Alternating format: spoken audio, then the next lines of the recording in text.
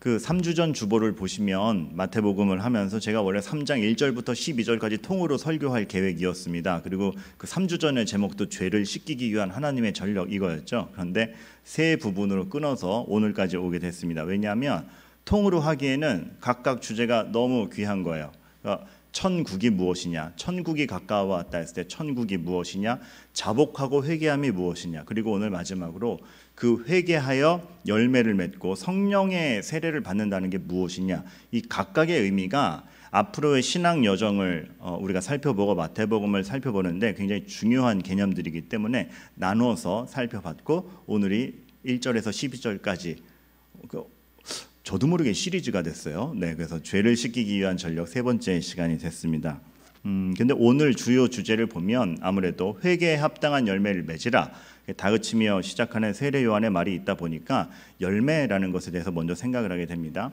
근데 우리가 본능적으로 신앙적인 열매 혹은 우리가 어떤 믿음이 있는데 어떤 결과를 내야 되지 않겠냐라는 뜻으로 열매를 생각을 하는데, 내가 무엇을 해야 되는가로 생각을 하기 마련입니다. 왜냐하면 열매니까 내가 뭔가 만들어내야 되는데, 결과물을 보여야 되는데 라는 생각으로 가게 되죠. 그런데 오늘 그렇지 않다라는 것을 좀 여러분들과 얘기를 해야겠습니다. 성경이 말하는 열매가 무엇인가, 내가 주조하고 내가 뭘 해야 되는 것 이전에 굉장히 중요한 개념이 있고, 거기서부터 출발치 아니하면 진정한 열매가 아닐 수 있기 때문에 여러분과 그것을 좀 알아보는 작업을 하도록 하겠습니다. 그래서 오늘 요거 딱 3개 살펴보면 끝납니다. 뭐냐면 시편 2개, 요한복음에서 한 구절, 요거 살펴보면 오늘 설교가 끝납니다. 간단하게 얘기했지만 시편도 보고 요한복음도 보고 마태복음도 보자는 얘기 아니야? 이렇게 했죠. 근데 오늘의 이 개념을 이해하기 위해서 하나님이 그 열매라는 개념, 그리고 우리에게 어떤 성령으로 세례를 주신다라는 개념이 무엇인지를 우리가 좀 고찰해 보도록 하겠습니다. 먼저는 이것입니다. 마태복음 24장 말씀인데요.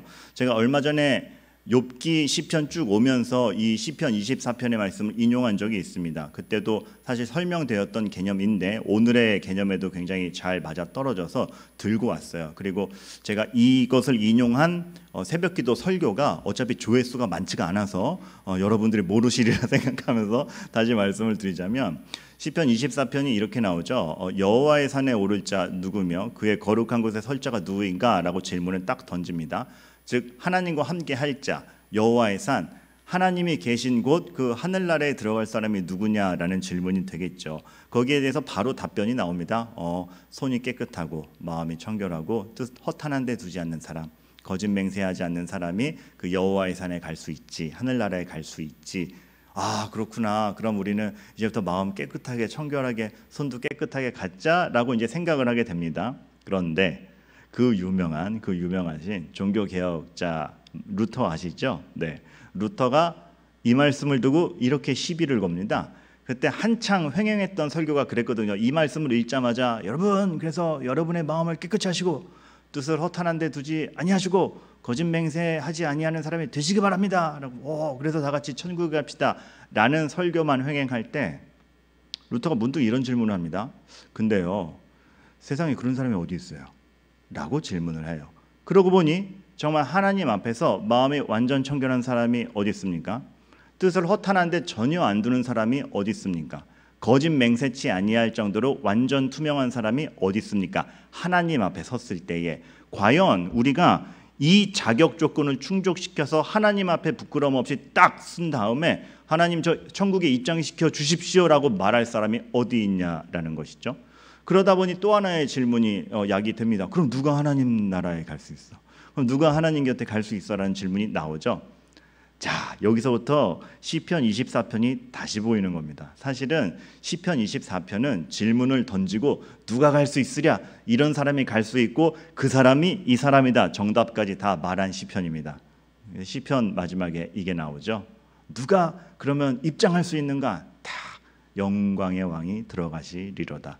여러분, 우리는 시편 24편을 읽고 늘 내가 뭘 해야 되지?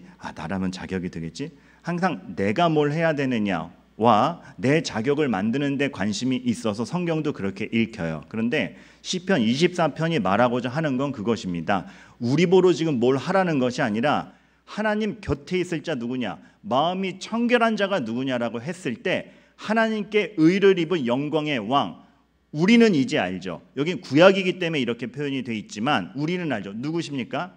바로 완전한 의를 입어 영광의 왕으로 오신 예수 그리스도라는 것을 압니다. 그 그림자가 여기 표현이 된 것이죠. 그래서 웨스트민스터 신학교의 마이클 오튼 교수는 이 시편 24편을 보고 이렇게 딱 누가 얘기했는지 딱 얘기하니까 되게 권위 있죠. 예.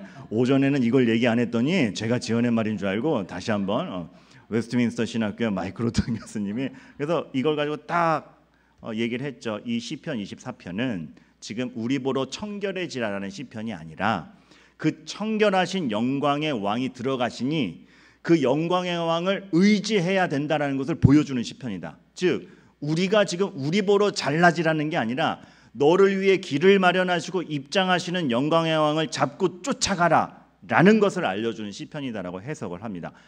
동의합니다. 동의하고 성경이 말하는 바라 생각이 됩니다.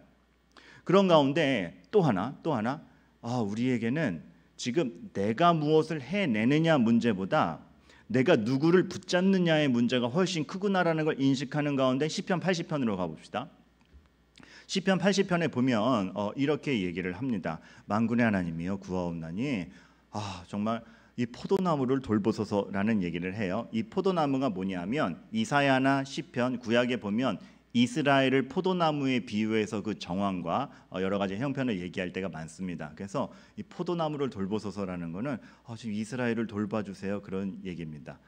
그래서 좋은 열매를 맺는 포도나무냐 뭐 나쁜 열매를 맺는 포도나무냐 해서 이스라엘이 타락했다 거룩하다 그런 식으로 비유를 하곤 하지요. 근데 왜 여기서 지금 시편 기자가 포도나무를 돌보소서 하냐면 이스라엘이 극악하게 타락했을 때 쓰여진 시거든요. 그래서 이 포도나무가 그냥 나쁜 열매만 맺고 썩어지고 있어가지고 농부가 가치가 없어가지고 이 불에 태워버릴 죽어버릴 나무입니다.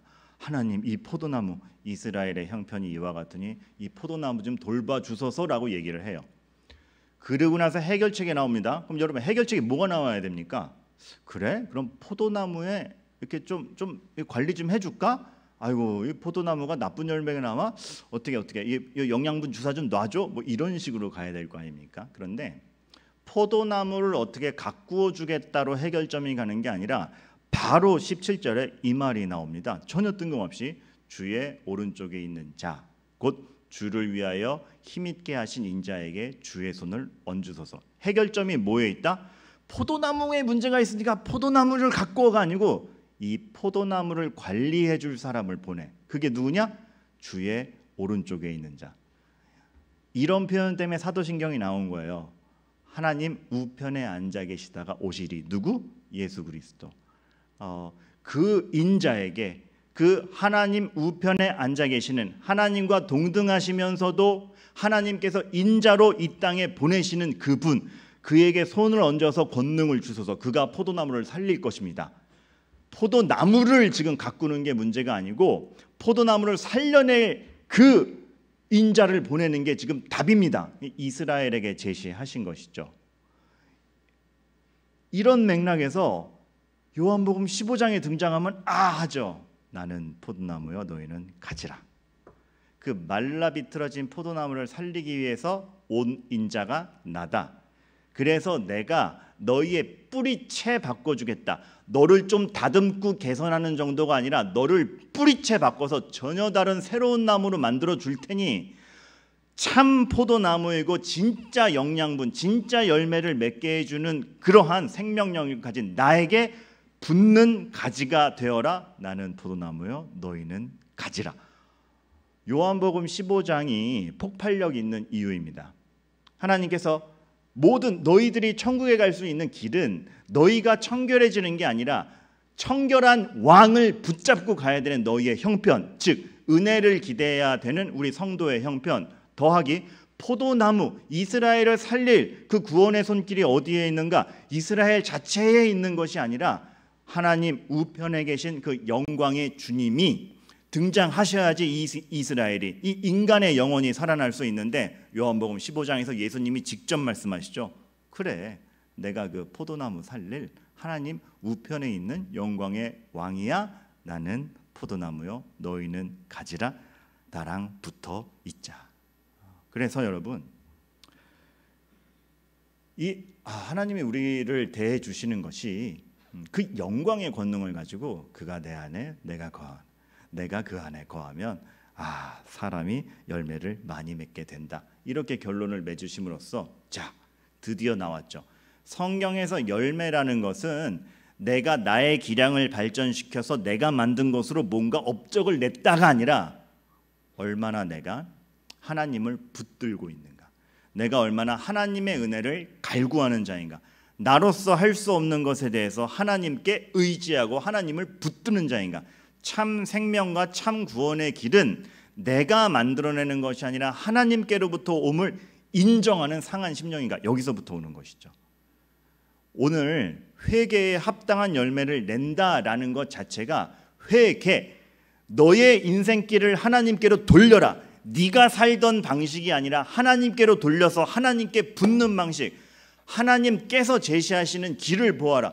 그래야만 하나님께 접붙임 받은 너의 인생에 참 열매가 생길 것이다라는 맥락에서 얘기가 쭉 전개되는 것입니다. 자, 여러분들 정리를 하자면 그렇게 하나님을 의지하고 의존하고 하나님께 붙는 것이 일단 신앙인으로서의 가장 먼저 여겨져야 될 바인 것이죠.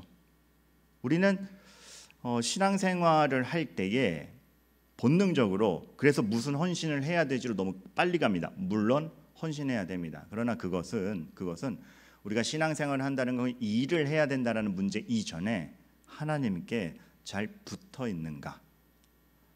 우선 저 왜 맨날 이 모양일까요? 잘 붙어 계시면 됩니다. 예수님의 칭찬은 너 무슨 일을 했다 해서 칭찬을 하지 않습니다. 잘 붙어 있구나. 붙어 있으면 됐다. 성도의 제일 우선의 사명은 붙어 있는 것이다. 너 하찮지 않다. 그렇게 말씀하시는 것이 바로 예수님인 걸 우리가 알아야 되는 것이죠. 그렇게 봤을 때 여기에 함께 등장한 바리새인과 사두개인이 욕을 먹을 수밖에 없어요. 왜냐하면 바리새인, 뭘 내세우는 사람들입니까? 나의 의, 나 율법 다 지켰어, 내가 이걸로 천국 갈 수 있어라고 말하는 그래서 그 의로움 때문에 예수님이 비집고 들어갈 틈이 없는 영광의 왕의 입장을 보는 것이 아니라 내가 청결하다니까 라고 나서는 회개가 없는 것이죠. 여기에는 하나님의 은혜가 비집고 들어갈 틈이 없는 것입니다. 사두개인, 부활을 인정하지 않습니다. 이 땅의 삶이 전부인 줄 알고 이 땅에서의 기득권과 쾌락을 다 누리려는 사두개인, 결국 자기가 만들어내는 것으로 자기의 인생을 정의하는 이 사두개인, 하나님의 은혜가 없습니다. 하나님의 은혜를 갈구하지 않습니다. 이 바리새인과 사두개인이 세례 요한에게 대차게 지적을 받은 이유 중에 하나이고, 참 슬픈 게 이 당시의 바리새인과 사두개인이 이스라엘의 가장 대표적인 두 종교 지도자 그룹 아니었습니까? 백성들도 다 이런 식이었다라는 것이죠. 그러니까 나라 전체에 하나님의 은혜를 갈망하는 이들이 얼마나 없었겠습니까? 그러니 바리새인과 사두개인은 자기들의 어떤 종교적 위엄과 자기들이 누리고 있는 것, 본인들의 위치 등을 들고 나와서 위세등등하게 나왔겠지만 세례 요한은 이렇게 얘기합니다. 하나님이 돌들로도 아브라함 자손이 되게 하신다. 그만큼 능력 있고 은혜를 부어주시는 게 하나님인데 너희들은 감히 그 은혜를 의존치 않고 너희들의 모양과 너희들의 색깔과 너희들의 힘으로 나오느냐? 그거 아니다. 회개에 합당한 열매를 맺고라는 맥락에서 나오는 정황들인 것입니다. 그래서 우리 오늘 한번 묻고 싶은 거예요. 우리는 정말 하나님의 은혜를 진정 기대하고 있는 사람인가? 여러분에게 그래서 그 하나님의 은혜라는 것은 오늘 은혜 받았어, 그냥 이 정도 훅 가볍게 지나가는 말이 아니라 이거 없으면 난 끝난다라는 그 정도의 어떤 은혜에 대한 진중함, 갈망 있습니까? 지난주에도 말씀드린 것 같지만 왜 우리가 매주 그거 반복해서 합니까? 은혜를 주시옵소서 기도를 왜 예배 시작할 때마다 합니까? 너무 똑같이 반복되니까 지루하다는 느낌은 없으세요? 지루한 것이 아니라 그 시간이 없으면 끝인 겁니다. 하나님의 은혜가 개입되지 않으면 아무 의미 없는 시간, 그만큼이나 필요로 하는 것이고 우리에게 절대적인 개념, 하나님의 은혜, 영광의 왕의 존재, 우리가 예수님을 붙들어야 되는 것, 그걸 믿음이라고 하죠. 믿음의 필요성. 우리는 그 은혜가 너무 절박하고 필요하고 귀한 것입니다. 근데 어느새 은혜라는 말도 너무 이렇게 격화된 게 아닌가라는 말을 하게 됩니다. 그러니까 얘기를 나누다 보면 이 정도로 쓰이는 것 같아요. 오늘 은혜 받았어요. 오늘 기분 좋았어요. 이 정도로 쓰이는 것 아닌지 조심스레 체크해 볼 필요가 있죠. 본인이 이제 컨디션도 좋고 다 맞는 겁니다. 내 삶은 내가 나 요즘 잘 나가. 다 구축할 수 있어. 다 컨트롤되고 있는데 교회도 나가볼까? 플러스 알파 교양생활까지 잘한 거죠.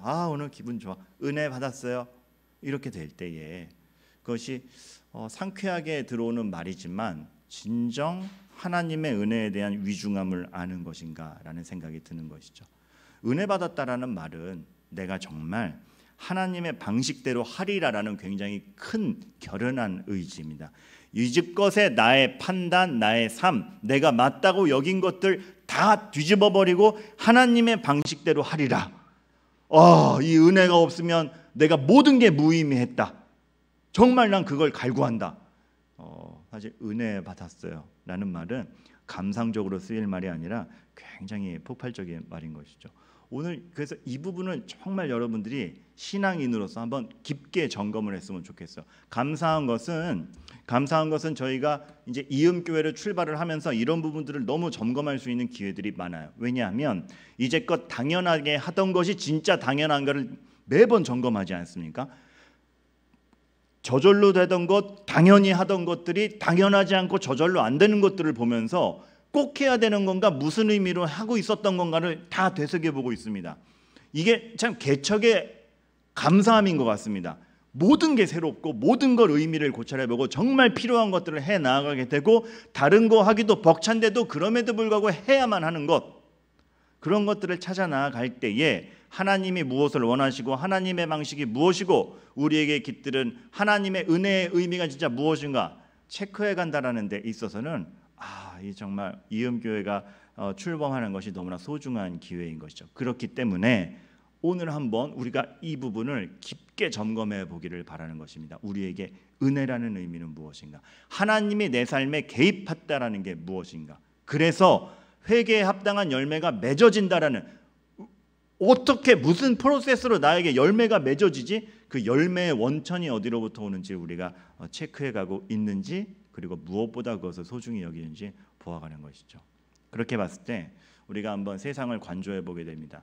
참, 세상의 그 무엇이 너는 하나님이 필요하다는 것을 가르칩니까? 안 가르치죠. 절대 안 가르치죠.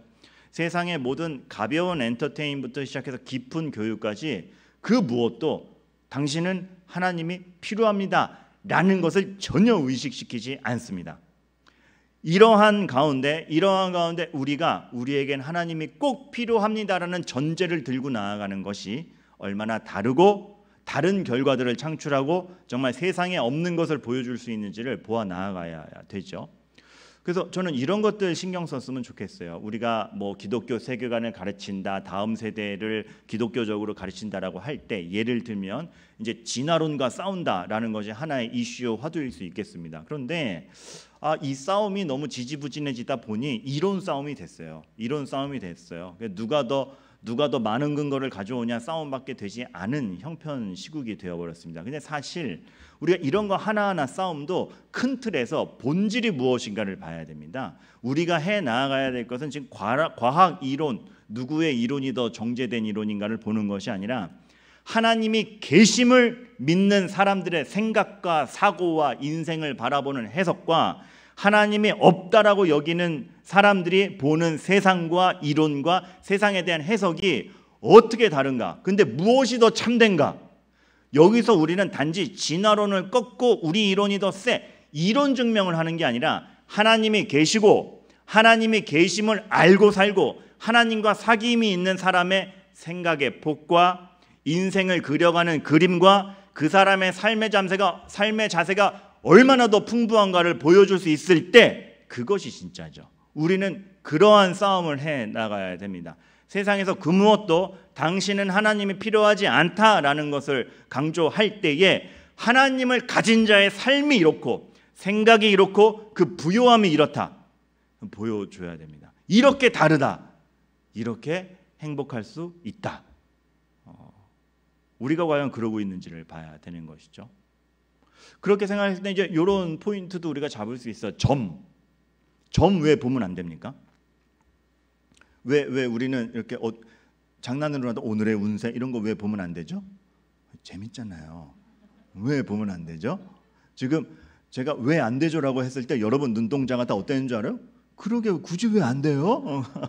목사님 좀 된다는 의미를 설명해 주세요. 왜 안 되냐 하면, 그리고 구약의 율법에 보아도 박수나 점 치는 여인을 왜 그토록 하나님이 경멸했느냐 하면은 이런 것이 있는 거죠. 이렇게 생각해 보겠습니다. 그러면 미래를 안다 한들, 그 미래를 안다 한들 내가 더 나을 것이냐, 내가 이것만 알면 더 나으리라라고 생각하는 오만, 나에게 이러한 자료가 주어지고 몇 단계 스텝만 더 알려주면은 내가 더 나은 길과 나은 선택을 할 수 있으리라는 오만, 하나님의 자리에 통계 자료를 넣어서 내가 계산하고 구축하는 대로 되면은 내 인생이 보장되리라는 오만. 맞추냐 안 맞추냐는 상관이 없습니다. 틀려도 맞춰도 그 길에서 하나님을 찾아가느냐가 중요한 것이죠. 점은 필요 없습니다. 내가 하나님과 붙어 있느냐의 문제인 거지. 점을 보는 순간 하나님과 함께 있다라는 개념 앞에 내가 들어가고 나의 통계가 들어가고 나의 자료가 들어갑니다. 하나님이 희석되는 것이죠. 그런 개념들입니다. 그래서 우리는 뭐는 되고 뭐는 안 되고 이렇게 리스트를 만들어서 체크하는 게 아니라 나의 어떤 행동이 지금 내가 하나님의 필요를 증명하는 태도인가 아니면 하나님을 제낀 태도인가, 거기서 우리의 삶이 판별이 되고 분별이 되는 것입니다. 그리고 마지막, 그런 의미에서 회개에 합당한 열매, 은혜의 의미를 구축하는 가운데 우리가 마지막으로 살펴봤고, 그런 가운데 하나님께서 예수 그리스도를 통하여서 성령과 불로 너희에게 세례를 베푸실 거리라 했을 때 그 성령을 주심이라는 의미는 무엇인가? 같은 맥락입니다. 그 하나님의 은혜와 하나님의 개입이 반드시 필요하다라는 개념입니다. 예를 들어 아담이 모든 게 주어졌는데 타락했죠. 그거를 보면 인간의 타락은 환경에 달려있지 않다라는 것이 아담으로부터 증명이 됩니다. 다 누릴 수 있었는데 타락했다라는 것은 환경이 나빠서 죄를 짓는 게 인간이 아니라 하나님과 어긋나면은 잘못되는 게 인간이라는 걸 아담이 증명을 했죠. 노아부터 다시 시작했습니다. 그러나 노아 시대 이후로 바벨탑이 세워지죠. 인간이 다시 시작한들 그 타락 가운데 다시 시작하면 똑같다라는 걸 보여줍니다. 하나님이 본질부터 바꿔놓지 않으면 안 되는구나를 보여주는 것이 바로 이 노아인 것입니다. 백성을 선택해서 이스라엘을 만들었죠. 그래서 이스라엘부터 시작했고 이스라엘에게 율법을 주어서 지키게 하였습니다. 못 지킵니다. 인간은 환경을 만들어 줘도 다시 시작하게 해도 새 판을 깔아주고 규칙을 주어도 그것을 규칙을 지켜낼 능력이 안 되는구나가 역사 속에서 보이는 것이죠. 그러하기 때문에 거기서 하나님께서 이 선언을 하십니다. 예레미야를 통해서 내가 진짜 이스라엘 역사를 볼 때 애굽 땅에서 그 구출됐던 거 기억나냐? 내가 그냥 니네 조상들 손 잡고 홍해바다 가르면서 애굽 땅 인도하여 냈다. 그때 막 내가 마치 내가 그들의 그냥 남편처럼 했었어. 배우자 이렇게 떨어지지 않듯 손잡고 나와가지고 너희를 살렸는데, 그리고 살려 나와가지고 너희들에게 나밖에 없지 너밖에 없지 피해 언약을 맺고 십계명을 주고 다 했는데 니네가 언약 깨트리더라. 그럼 여러분 이 다음 문맥이 어떻게 나와야 될 것 같아요? 그러니 이제 나는 너희와 어울릴 수 없다가 이어지는 문맥 자연스럽죠? 하나님께서 여기서 이렇게 해결책을 뚫고 가십니다. 너희들에게 환경도 줘봤고 새 시작도 줘봤고 말씀을 지키라고 율법을 줘서 가이드도 줘봤는데 다 안 되더라. 나는 항상 너희한테서 마음을 안 준 적이 없는데 너희들은 약속 어기고 배반하더라. 그래서 내가 떠나겠다가 아니라 그래서 내가 이제 나의 법을 니네 속에 두마. 네 마음을 영혼을 파고들어서 율법을 주고 지켜라가 아니라 율법을 마음속에 넣어버릴게. 니네 영혼 자체를 바꿔버릴게. 니네 마음속에 하나님의 법이 들어가도록 해줄게. 성령이 들어간다라는 의미, 우리의 심령이 새롭게 된다라는 의미. 그래서 그러한 자의 삶의 형편이 그러할 때에 정말 너희를 새롭게 바꿔놓는 그러한 하나님의 영의 역사로 말미암아 나는 너희들의 하나님이 되고 너는 내 백성이 된다. 그런 가운데 하나님께서 말씀하시죠. 요한복음 15장 또 돌아왔어. 그가 내 안에 내가 그 안에. 똑같은 말씀이잖아요. 너 잘 붙어있냐? 나 너 위해서 다 준비해 놓고 있는데 너 잘 붙어있냐? 성령의 능력이라는 것은 그렇기 때문에 어떠한 뭐 이렇게 물론 그런 것도 있습니다. 그런데 뭐 기적을 베풀었다, 병을 고쳤다 이거 이상의 하나님과 내가 하나 되게 하는 새로운 심령을 주느냐가 성령의 가장 큰 역할 중에 하나인 것입니다. 그것을 가능하게 하는 것 성령과 불로 예수님이 그것을 하실 거라는 걸 세례 요한이 말씀하시는 거죠. 그렇기 때문에 오늘의 말씀을 들었을 때 여러분 제가 하나님 앞에 뭘 한 게 없어요. 붙어 있으면 된다니까요. 하나님이 여러분들 일 시키려고 모으지 않았어요. 붙어 있게 하려고 모았어요. 제까지 거 뭐 이게 티도 안 나고 뭐 붙어 있으라니까요. 지난주에 한 분이 목사님 제가 요즘 경제 형편도 안 좋고 너무 그냥 속상하고 면목 없어 와서 제가 헌금도 뭐 붙어 계시라니까요. 누가 헌금 내러 오라 그랬습니까? 천국까지 하라는 건데 붙어 계시라니까요. 하나님 당신이 뭐 들고 오는지 보지 않습니다. 상한 심령 들고 오는 것만 보시면 붙어 계시라니까. 여러분 하나님 앞에서 이러한 여러분의 자긍심을 높여주시길 바랍니다. 그리고 누군가 낙심하고 있는 사람이 있으면 그렇게 말씀해 주시길 바라요. 그리고 이거 구분하셨으면 좋겠어요. 근데 거기서 한 단계 더 나아가서 조금 더 기운을 차리신 분이라면 요거 분별해 주셨으면 좋겠어요. 성령의 선물과 성령의 열매를 구별하셨으면 좋겠어요. 삼손이 힘이 세다. 우리는 여기서 성령께서 역사하셨다. 벌써 이렇게 나오죠. 근데 삼손이 벌써 발음도 꼬이잖아요.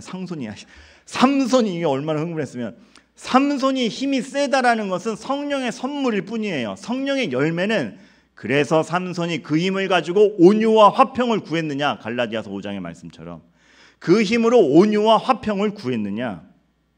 뭘 잘해가 아니라 그래서 뭘 잘해라는 걸 가지고 잘하는 걸로 그래서 뭘 했어? 온유와 화평을 구했어? 공부를 잘해. 그래서 온유와 화평을 구했어? 하나님 말씀하시지 않습니까? 고린도 교회에 얼마나 많은 은사들이 있었습니까? 그러나 니네 사랑 없었다. 꽹가리다. 뭐 저희 잘하는 것 많아요. 그래서 온유와 화평과 사랑으로 갔느냐? 성령의 능력은 그래서 내가 어떤 길로 가느냐? 열매는 거기입니다. 그래서 하나님의 참 생명의 기운을 드러내고 있느냐? 그럼 뒤집어 얘기해서 뭘 못해? 뭐가 없어? 쟤네는 이만큼인데 우리는 뭘 못해? 뭐가 없어? 그래서 없어서 하나님을 의지하고 있느냐? 이렇게 가야죠. 빌라델비아 교회 너희 작고 힘이 없도다. 그러나 칭찬받죠. 고린도 교회와 너무 대접받죠. 우리는 지금 그걸 따져야 됩니다. 내가 뭘 가지고 있느냐 아니냐가 아니라 그래서 하나님께 가고 있는가? 그래서 온유와 화평을 추구하고 있는가? 이만큼 많네? 그래서 사랑으로 나누어 뒀느냐? 이만큼이 없네? 그래서 사랑으로 서로 간의 불편함을 용인했느냐? 불평하지 않고 어느 것에나 그래서가 있는 겁니다. 하나님 앞에서의 그래서.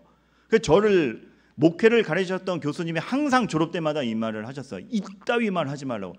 이 교회는 사랑이 없어 라고 하고 떠나지 말라고. 이 교회는 사랑이 없어. 그래서 내가 남아서 사랑이 돼주겠어 라고 하라고. 여러분에게 너무 강압처럼 들리겠네요. 근데 진짜 그렇다라는 것입니다. 여러분의 존재가. 참 예전에 그 열쇠 분실 사건이 기억이 나요. 제가 예전에 사역했던 교회에서 담임 목사님 방에 별도의 이 서재와 욕실이 화장실이 따로 있어서 근데 그 문이 고장 난 거예요. 그 문이 고장 나 가지고 그 문을 고치러 이제 열쇠 공이 오셨습니다. 근데 문고리 자체를 왕창 뜯어서 바꿔야 되는 상황이었어요. 그런데 막 이게 쉽지가 않은 거예요. 뭐 15년 전 일이니까 그때 지금같이 막 이렇게 번호키 발달될 때도 아니어가지고 막 고치는데 뭐가 안 되는 거예요. 그래서 시간이 생각보다 오래 흘렀어요. 점심 먹고 다시 하기로 했어요. 점심 먹고 왔는데 그 문이 지금 고장난 상태 겨우 열었고 바꿔야 되는데 다시 닫히면 잠기거든요. 점심 먹고 왔는데 잠겨 있는 거예요. 다시 마스터키도 안에 있는데 그러니까 열쇠공이 막 울그락불그락 해가지고 누가 닫았어요? 막 이렇게 사무실로 들어온 거예요. 근데 누가 닫긴, 우리는 지금 그 방에 공사한다 그래서 아무도 못 들어가고 있고, 담임 목사님도 우리 방에 피신해 있고, 아무도 건드린 사람 없이 점심 먹고 들어왔는데 100% 그분이 닫은 거예요. 100% 그분이 무의식 중에 라든지 공사하다가 나도 밥 먹고 와야죠 닫고 간 거예요. 그러더니 오더니 이렇게 불평불평. 또 우리가 더 늦게 왔거든요. 우리가 더 늦게 왔는데 잠겨 있는데 우리 보러 누가 닫았냐 그러면 정황이 뻔하잖아요. 그래서 이분 너무 안 되겠다 싶어 가지고 이제 제가 그 중에 그 부목사님 중에 서열 1, 2위 나이로 뭐 잘나서가 아니고, 그래서 내가 좀 나서야겠다 싶어 가지고, 아니 이거 당신이 이거 하신 거 아닙니까? 본인 실수를 갖다가 어디다 덮어 씌우십니까? 라고 얘기하려고 그랬는데 갑자기 담임 목사님이 쑥 나가더니 아이고 나를 가리키면서 아까 얘가 닫고 나갔어요. 얘가 아이 참 박 목사 진짜 홀랑 뒤집어 씌우는 거예요. 그래가지고 이게 뭐 좀 그냥 그대로 당했죠. 그대로 당하고 열쇠공이 막 저한테 퍼붓는 거예요. 당신 때문에 말이야. 지금 마스터키가 지금 저 안에 있는데 사무실에 가서 다시 마스터키를 가지고 와요. 막 불평불만하는 거예요. 그래서 제가 그럼 사무실 어디세요? 제가 마스터키 갖다 드릴게요. 그 골목 어디 가게여가지고 가서 마스터키 갖다 드리고 열어가지고 이제 무마했어요. 황당하잖아요. 그래서 열쇠공한테는 불만이 없는데 담임 목사님한테 불만이 생기잖아요. 담임 목사님한테 따로 여쭸어요. 담임 목사님이 저 주례하신 분이에요. 친하거든요. 그 사적 얘기할 수 있는 기회가 있었는데, 우선 왜 그러셨어요? 목사님이 그렇게 얘기하는 거야. 야, 딱 봐도 그 사람이 실수한 건 맞지 않냐? 근데 그 사람 혼자고 우리 여러 명이잖냐. 얼마나 외롭고 당황했겠냐. 얼마나 외롭고 당황했겠냐. 그 순간에 따지고 들면 얼마나 민망하고 일하는데 힘이 안 나겠냐. 우리 중 하나 바보 되고 저 사람 살리고 일하게 함이 낫지 않겠냐. 그것, 바로 그것. 그래서 온유와 화평으로 가는가. 그것이 무조건 뒤집어 쓰자라는 게 아니고, 그래서 온유와 화평으로 가고 누군가의 부족함을 가려줄 줄 아는가. 근데 저에겐 마지막 질문이 하나 더 남았죠. 근데 왜 나예요? 근데 거기서도 주어 같은 답변을 하십니다. 너라면 버틸 것 같아서, 너라면 그 민망함을 버틸 것 같아서 하나님이 우리에게 그러고 계시지 않을까라는 생각을 해보게 됩니다.